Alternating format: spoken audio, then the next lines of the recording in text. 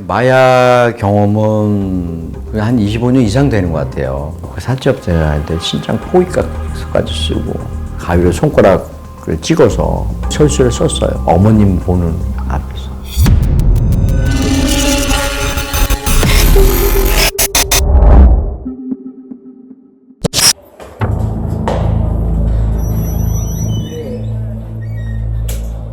안녕하세요. 네, 안녕하세요. 반갑습니다. 네. SBS에 나왔습니다. 네, 저 안쪽으로 들어가시죠. 네. 쾌락적으로 쓰는 그 마약이라고 많이들 생각하는데 그런 게 지금 굉장히 많이 두렵죠. 처음에 약을 좀 구하게 된 동기가 어떻게 돼요? 담배는 어떻게 피해요? 담배랑 왜안 피해요? 저는 한국마약퇴치운동본부 중독재활팀의 재활지도 실장입니다. 마약 경험은 한 25년 이상 되는 것 같아요. 저와 비슷한 부류에 있는 사람들을 상담하고 재활하고 사회 복귀하는 일을 합하니까 40년이 좀 넘는 것 같아요. 네. 그럼 처음에 마약을 접했던 때가 기억나시나요? 그렇죠. 그 벌써 한 중학교 때, 지금 사춘기 때 본드라는 것을 접하게 됐어요. 제가 이제 사회 나와서 할 수 있는 게 배운 것도 없고, 그래서 그 유흥 쪽으로 제가 가서 일을 하게 됐고요. 필리핀 밴드인데 그 사람이 나 이름도 안 까먹을 레답이라는 그 친구가 있는데 요만한 병을 주더라고요. 그렇게 하다 보니까 벌써 제 주위에 있는 애들은 벌써 그런 약들을 하고 있더라고요. 마약을 벌써 25년 동안 하셨으면 삶이 네. 좀 되게 정상적으로 생활하기가 어려웠을 것 같아요.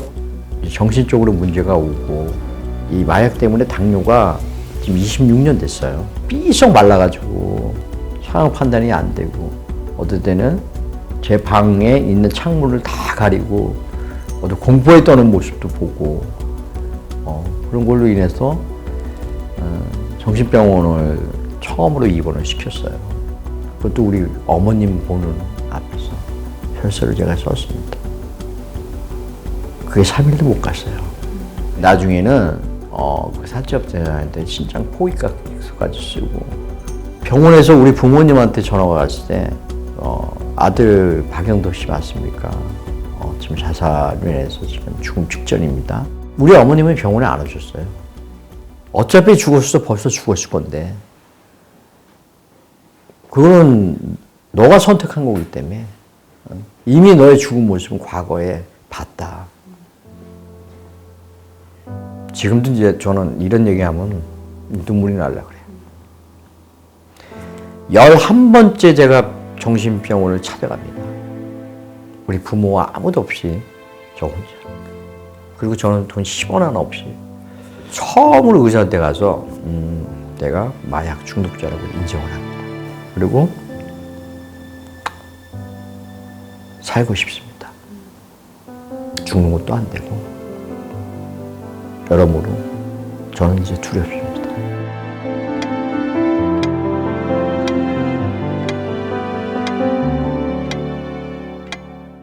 일반인들한테도 많이 퍼져 있는 사례를 실제 보시는 것들이 많으시나요? 어떤 사람은 생활뽕이라고 얘기도 하고 매일 하는 거예요 거의. 예. 아침에 일어나면 우리가 물 한 잔 먹고 밥 먹듯이 그 약을 투여해서 많은 양이 아니고 하루에 생활만 할 수 있게끔. 근데 그거는 본인의 생각이지 결국에는 정신적으로 이상 증세가 생기고.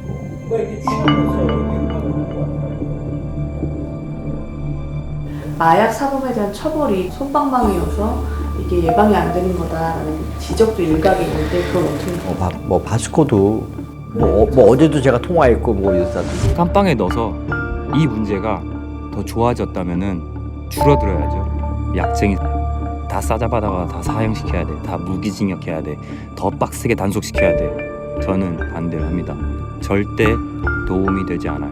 바스코는 그거예요. 처벌도 좋고 뭐하고 하기 좋은데 그래도 치료할 수 있는 방안은 많이 좀 만들어 놓고 처벌해야 되지 않나요? 강력하게 처벌할 대상들은 우리나라에 마약을 들여온다든가 마약을 판매를 한다든가 하는 대상들이고 사람으로 태어나서 실수 안 하는 사람이 어디 있겠어요? 다른 것도 실수할 수 있거든요. 특히 마약의 문제에 있어서는 회상할 수 있는 기회가 없어요. 회상할 수 있는 기회가. 그리고 그걸로 인해서 가족은 마약도 안 해보고 덩달아서 가정이 그냥 폭삭 주저앉아요. 우리나라의 마약 대책 운동 기관이 지금 여기밖에 없어요. 상담할 수 있는 곳이. 제 후배들 중에 전과 10범 넘은 사람 많이 있어요. 근데 아무 상관이 없습니다. 그냥 찾아와서 마약을 좀 끊고 보통 사람으로 사는 게 좀 굉장히 힘들긴 하지만 사회인으로 산다는 자체도 굉장히 좀 좋거든요. 본인이 힘들면 마약 퇴치 운동 본부를 찾아주시면 좋을 것 같아요.